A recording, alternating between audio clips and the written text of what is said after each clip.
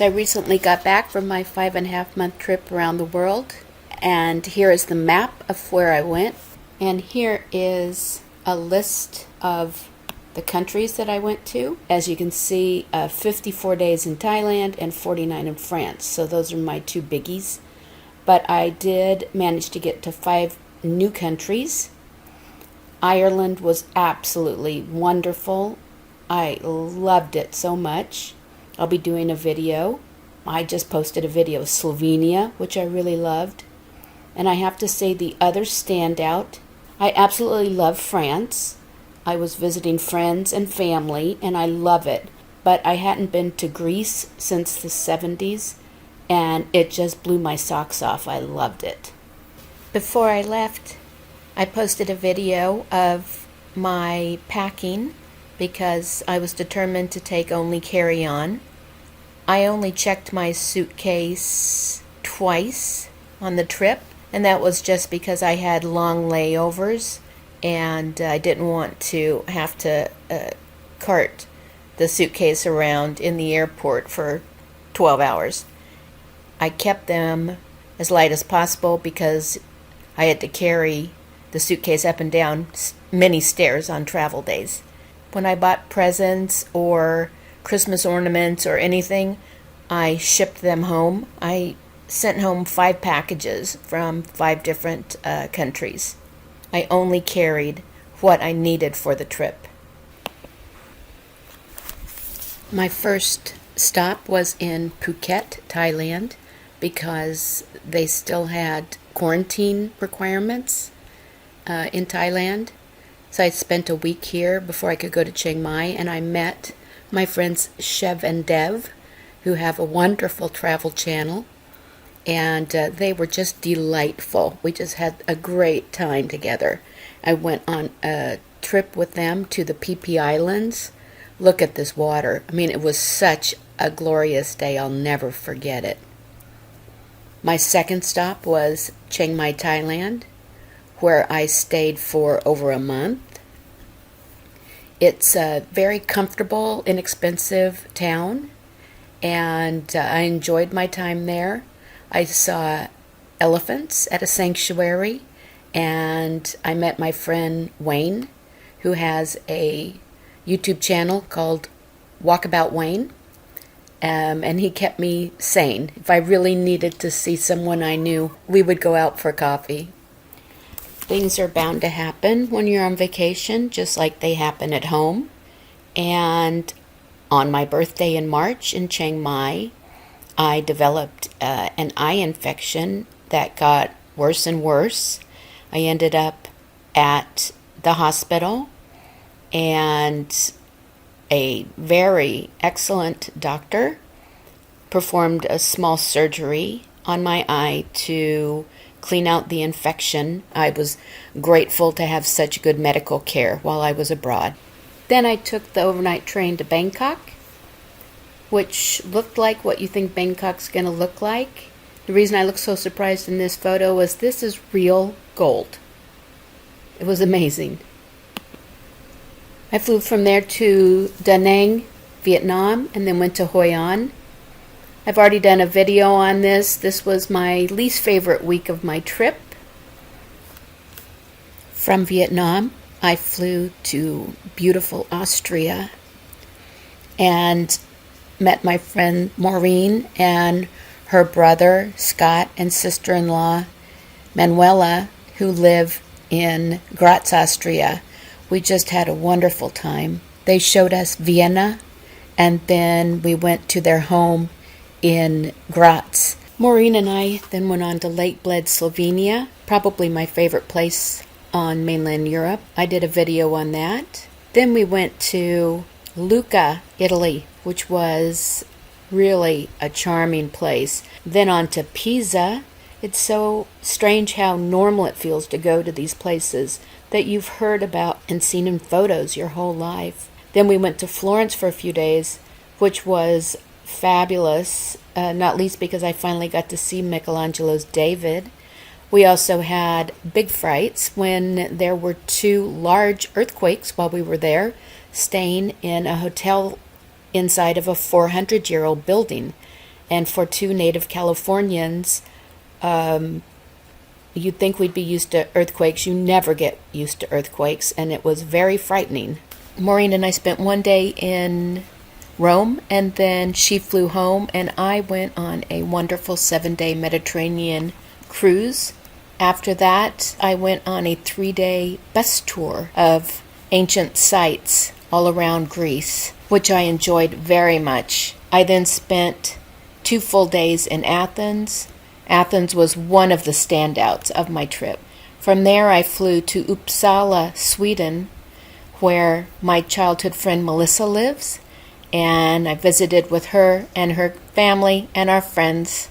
I then flew to Lille in northern France to stay with my cousin Stefan. He took me to this mining town, and I've never been in a museum that shows what mining is all about. It was really fascinating. I only spent a few days in Lille, but I saw Stefan for many weeks later in the trip in different locations. I was then fortunate enough to spend 2.5 weeks in Paris at my cousin Rosanna's house. It was wonderful. It's my favorite city in the world. I took a French class while I was there for 2 weeks. I enjoyed the other students very much. The class itself was not right for me. I learned virtually nothing. I spent my last full day at Disneyland Paris, which was a lot of fun. I'm a Disney girl, and it was great to go there because I can't afford to go to Disneyland in Los Angeles, even though it's only 2 hours away from me. We spent a wonderful week in Brittany, based in a really charming fishing village called Luxeuil-les-Bains. We went all around Brittany. I mean, look at this. Like, the next stop after this is probably Canada. This is the real western part of continental Europe. We saw some really cool lighthouses. And the best part about being in Brittany was that I got to spend time with my French cousins. We had a fantastic time, and I hope to do it again. After Brittany, I flew to Ireland and stayed for 8 days. It was definitely a highlight of my trip, including a 5-night bus tour. I became quick friends the first day with Sandra, a wonderful Irish woman, and we just had a great old time.